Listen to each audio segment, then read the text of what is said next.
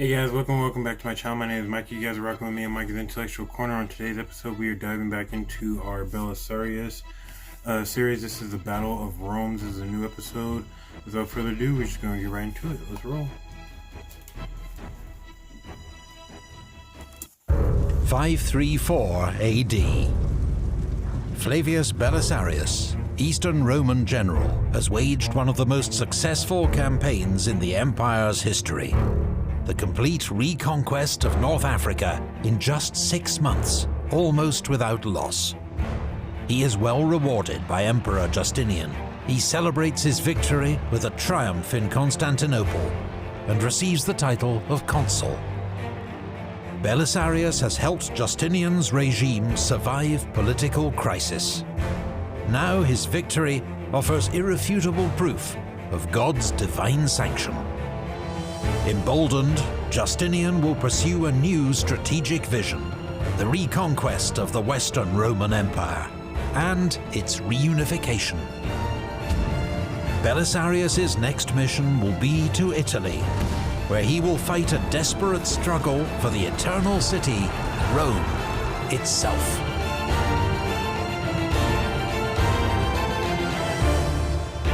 Yeah, I'm definitely excited to see what the hell happened to Alamasunta and all that stuff, you know what I'm saying? And see how she ended up passing away and all that. So, let's go ahead and see. Let's see what happened. 60 years have passed since the Western Roman Empire fell to barbarians. Many kings emerged to rule over its shattered remains. Above them all towered Theodoric the Great. With Eastern Roman approval, he'd led his Ostrogoth warbands from the Balkans into Italy. He overthrew and killed Odoacer, the man who'd deposed the last Western emperor, and forged his own Goth superstate. Theodoric, an Arian Christian, worked with the Senate in Rome and sought close relations with the Eastern Roman Empire. To Emperor Anastasius he wrote, "Our royalty is an imitation of yours, modelled on your good purpose, a copy of the only empire." Procopius, the 6th century historian and aide to Belisarius, would himself praise Theodoric as, in name a tyrant, but in fact an emperor, no less than any who've ever distinguished themselves in that office. In the eyes of his supporters, Theodoric had revived the Western Roman Empire, in all but name. But the succession would unravel his great achievement. Theodoric had 3 daughters, so his heir was to have been his son-in-law, Eutharic, but he died 4 years before the king, in 522. The succession passed to Theodoric's 10-year-old grandson, Athalaric. His mother, the highly educated and formidable Amalasuntha, ruled as regent. In defending her position, Amalasuntha made powerful enemies among the Goths, and when her son died aged just 18, one of those enemies, her cousin Theodahad, became king. In 535, he has Amalasuntha imprisoned on an island in the middle of Lake Bolsena. It's kind of crazy that all this was going on, that they didn't do exactly what they kind of did to the Vandals and take over them as well, or at least give them warning, like, you know, you guys need to chill out. Because obviously, it almost sounds like the same thing happened, where a coup happened and another king kind of rose up and took over and stuff like that. Kind of sounds the same thing that happened to the Vandals. He has Amalasuntha imprisoned on an island in the middle of Lake Bolsena. Weeks later, assassins arrive. They're rumored to be vengeful relatives of men Amalasuntha had killed during her regency. The daughter of Theodoric the Great is strangled in her bath. Theodahad thinks he can quietly eliminate his rival without repercussions. But Amalasuntha had been a trusted ally of the Emperor Justinian, and he is looking for an excuse for war. And the Emperor, upon learning what had befallen Amalasuntha, immediately entered upon the war, being in the 9th year of his reign. For Justinian, chaos at the Ostrogoth court presents an opportunity. After success in North Africa, he wants Italy for the empire. The strategic and symbolic gains will be immense. Before her death, Amalasuntha had offered him the kingdom in exchange for political asylum. Now Justinian pressures Theodahad, a notoriously corrupt and greedy man, to accept the same deal or face war. Justinian's tough diplomacy is backed up by military deployments. Mundus, commanding the army in Illyria, advances into Goth-controlled Dalmatia and takes Salona, the modern city of Split. Belisarius, meanwhile, is ordered to sail with 9,000 men to Sicily to see if the Goths there will put up a fight. Only the garrison of Palermo offers resistance, which is soon overcome. The rest of Sicily submits to the Romans without a fight. On the last day of 535, Belisarius marks the end of his consulship, scattering coins to the crowds in Syracuse as his troops march triumphantly through the city. As negotiations continue in the Goth capital Ravenna between Theodahad and Justinian's envoy, Solomon, Praetorian prefect of North Africa, arrives in Sicily with alarming news from Carthage. The army, angered by late pay and religious discrimination, has murdered its officers and mutinied. Belisarius immediately sails for Carthage with just 100 picked men. His own formidable reputation, plus generous handouts of cash, quickly secures the loyalty of 2,000 troops, whom he leads out to face the 9,000 mutineers. The mutineer army is a motley crew of Romans, mercenaries, renegade Vandals, and escaped slaves, commanded by Stotzas, a former Bucellarius. They have no generals and little discipline. When Stotzas tries to maneuver his army into a better position, it becomes badly disordered. Belisarius immediately launches an all-out attack. Stotzas and his army turn and run. Belisarius has saved Carthage, but the war in North Africa against Berbers and rebels will drag on for 15 more years.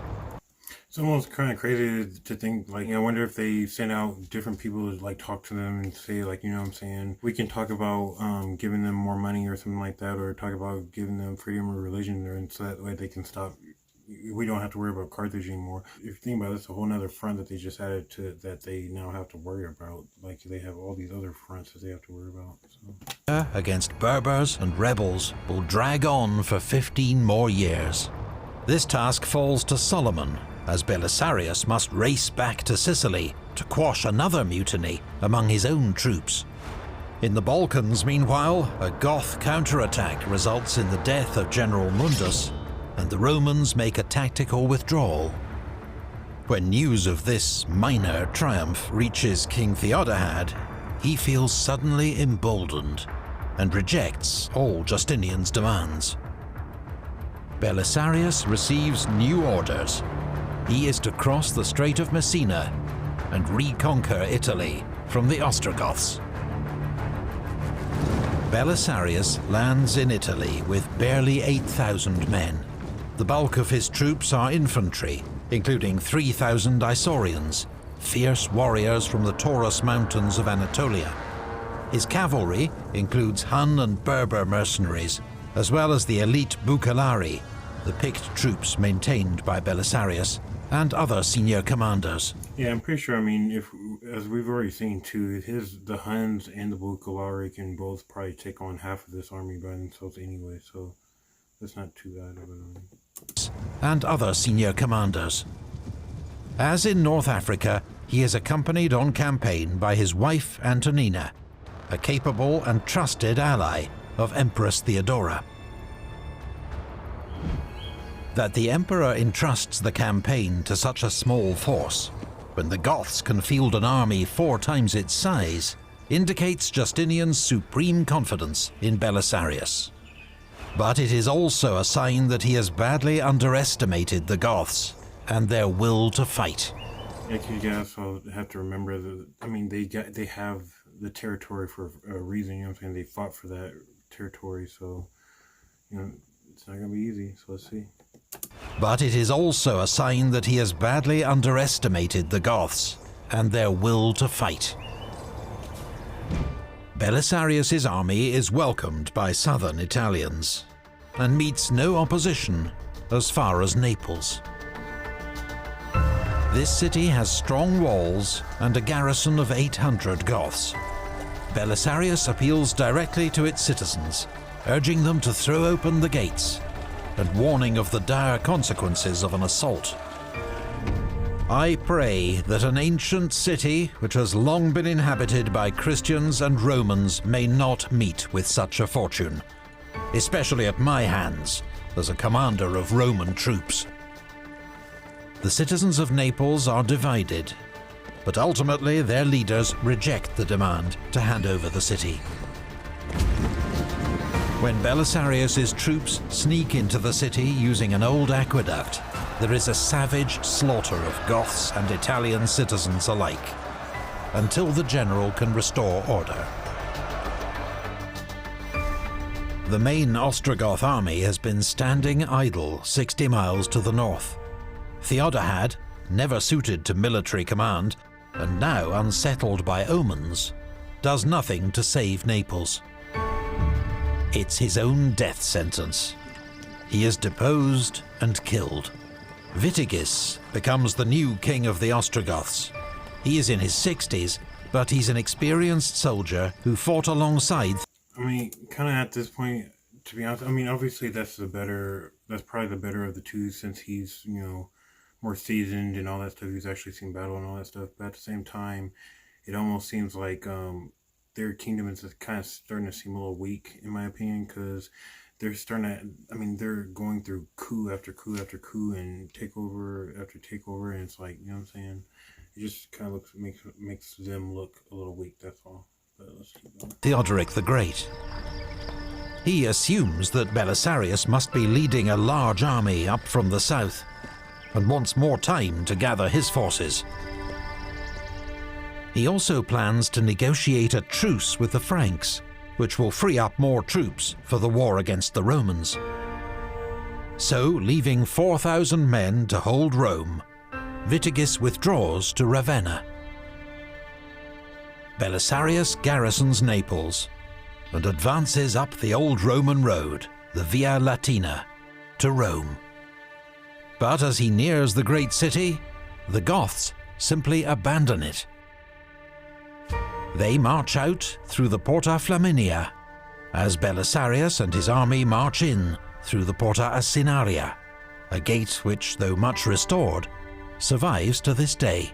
And I'm sure, obviously, the city of Rome by this time is like super ancient, so it's super old and stuff like that, and probably massive. So I can see why they probably you know, abandon it for that reason, because they can't see themselves being under siege there. But at the same time, it's kind of crazy that they would just give it up so easy when, like, not even, you know what I'm saying, we just saw them kill their last king for the exact same reason he gave up Naples. So, you know what I'm saying, that's kind of weird to see, but let's see. Lord survives to this day. 60 years after the fall of the Western Empire, Rome once more belongs to the Romans. Belisarius duly dispatches the keys to the city to Emperor Justinian. Rome in the 6th century is still a great city, but a shadow of its former glory. In its imperial heyday, Rome's population had been around 500,000. Now it's just a fifth of that. But it remains the seat of the Roman Senate and the Pope, and a city of intense emotional and cultural significance to all Romans.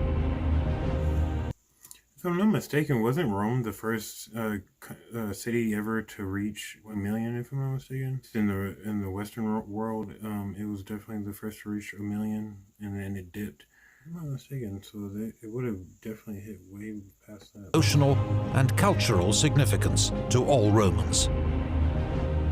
The city is also notoriously difficult to defend, which is why the Goths have abandoned it. The famous Aurelian walls are crumbling, and at 12 miles in length are too long for a small army to easily hold. The Goths had also worried that Rome's large population might turn against them. Belisarius is down to 7,000 men, not enough to face the Goths in open battle. So he sends detachments to garrison key strongholds along the Via Flaminia, the road to Ravenna, which he hopes will delay the inevitable Goth advance. While in Rome, he and his men begin hurried preparations for a siege. The walls are repaired, and merlons are added. A deep moat is dug around the city. The granaries are filled with grain. All Rome's adult male citizens are conscripted into the city guard. Witigis, meanwhile, has been told how small Belisarius' army is. Embarrassed by his earlier caution, he gives the order for his reinforced army to march on Rome. His chief concern is to get there before Belisarius can escape, but Belisarius has no plans to flee. And whoever of you has hopes of setting foot in Rome without a fight is mistaken in his judgment. For as long as Belisarius lives, it is impossible for him to relinquish this city. Such were the words of Belisarius. 537 AD.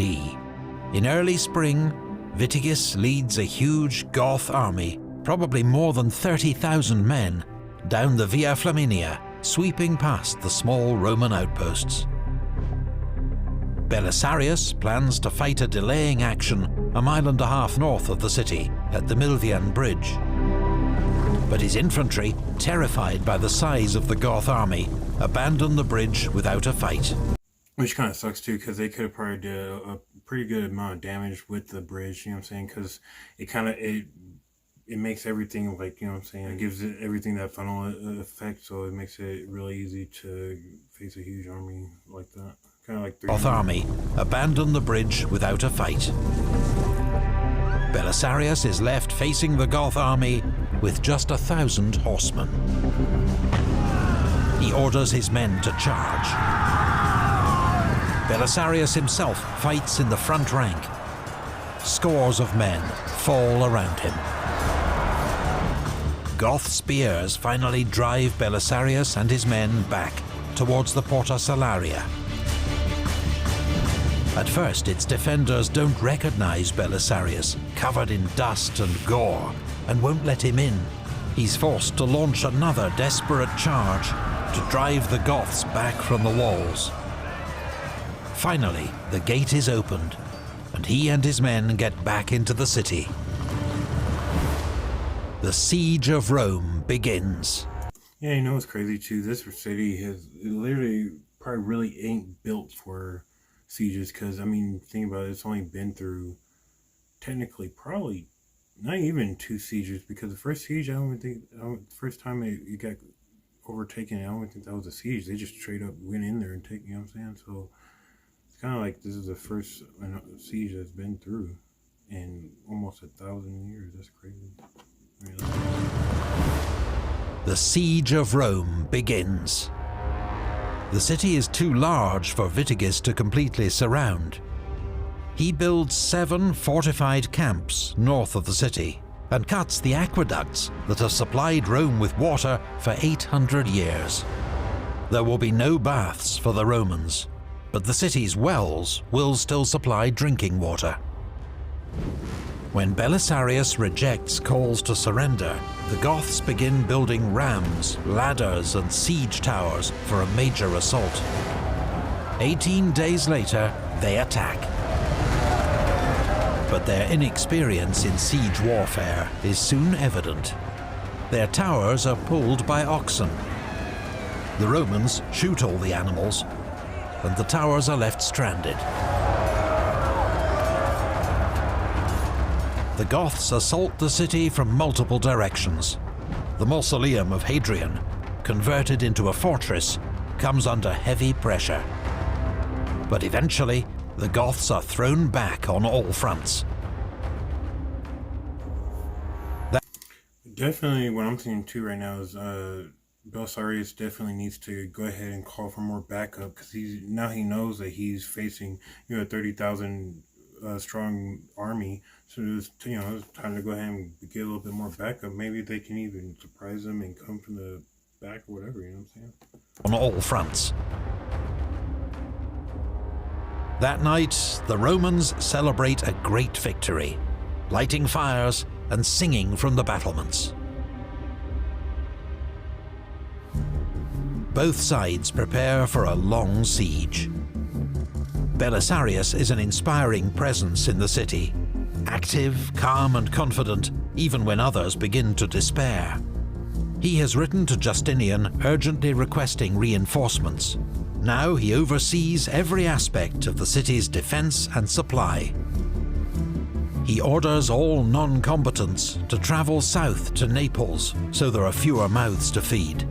He has the keys to the gates changed regularly to reduce the risk from treachery, while his Berber mercenaries patrol at night with dogs to detect any surprise attack.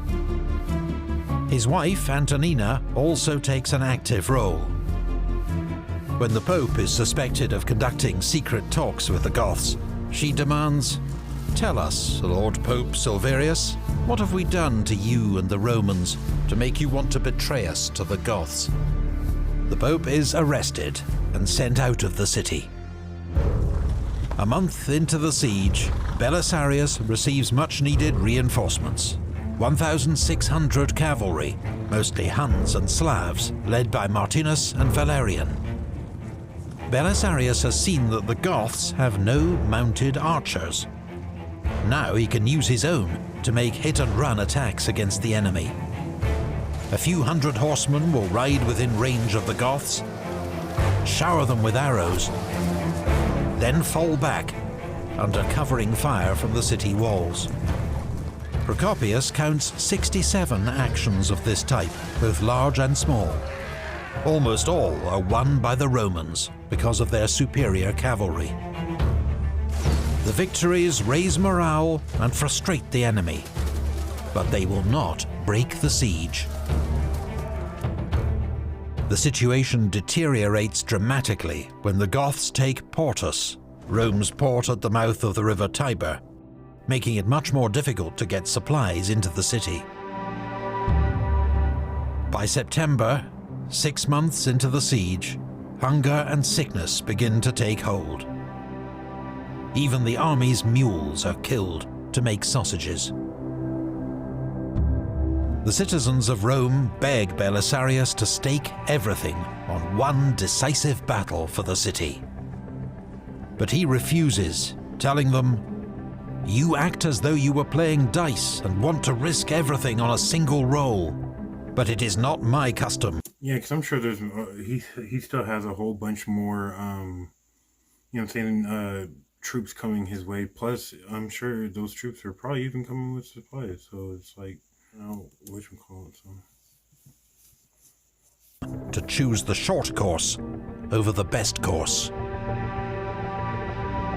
Instead, Belisarius sends Antonina and Procopius to Naples, with instructions to use his authority to requisition all grain and every soldier who can be spared, and send both to Rome. 500 men and a convoy of supplies are soon rolling up the Via Appia. They're followed by 1,800 cavalry reinforcements, who land at Dryas, modern Otranto. Then 3,000 Isaurians arrive at Naples aboard grain ships and travel on to Ostia by sea. After months of delay, the vast resources of the Eastern Roman Empire are finally coming to Belisarius's aid. The garrison of Rome launch a series of diversionary attacks on the Goths. These allow the supplies, under Antonina's direction, to... Too bad they couldn't have sent something, you know what I'm saying, across the Adriatic Sea as well to help them out, you know what I'm saying? Just maybe like 500-600 more men, just bare safety. Slip into the city. The threat of starvation is ended. It's the last straw for Witigis. His own men have been camped outside Rome for almost a year, harassed by the enemy, themselves decimated by disease and hunger. The Ostrogoth king asks for a truce, to open negotiations with the emperor. He offers Justinian all of southern Italy, but it is not enough. The initiative has swung to Belisarius. Belisarius has sent an elite force of 2,000 cavalry, commanded by John, north into Picenum, behind enemy lines. When the Goths break the terms of the truce, Belisarius orders John to unleash hell. Almost all the Goth warriors are away on military service. Their farms and settlements are completely exposed. John sacks, burns and plunders at will, enslaving hundreds of Goth women and children.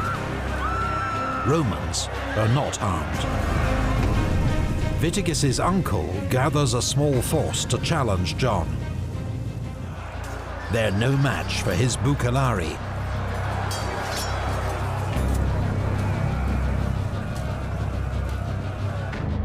John ignores the Goth strongholds at Urbino and Auximum, but at the invitation of its citizens, occupies the walled city of Ariminum, just 30 miles south of the Ostrogoth capital at Ravenna. Witigis has no choice but to abandon the siege and march north to defend the Goth heartland. Against the odds, under-resourced and outnumbered, Belisarius has triumphed in one of history's most epic sieges. A siege that has lasted 1 year and 9 days. Because of him, the city of Romulus and the Caesars once more belongs to the Roman Empire. The war against the Goths in Italy seems to be entering its final phase. Belisarius's position appears unassailable. But, as every emperor knows, the history of the empire has been blighted time and again by the treachery of overmighty generals. Belisarius's victories are as glorious as any in Rome's history. How can Justinian not regard him with suspicion? Soon Belisarius will find himself facing new rivals from within the empire. You know what's crazy too? Around this whole time, I'm pretty sure, especially in Egypt and stuff like that, I'm pretty sure the first hit of the Black Plague is trying to ravage too, which is why the decline of the Byzantine or the Eastern Roman Empire starts to, you know, snowball right after that. So just as an old enemy re-emerges in the east. Alright guys, I guess that's the end of it. And unfortunately, they're both stupid because here in like, what, 2-3 decades, they're both about to get taken out by the freaking Muslim force coming up from the south, so what are you going to do? But anyway, thank you guys again for joining me on another episode of Mike's Intellectual Corner. If you guys liked the video, please don't forget to like, comment, and subscribe. I'll see you guys in another one. I'm out.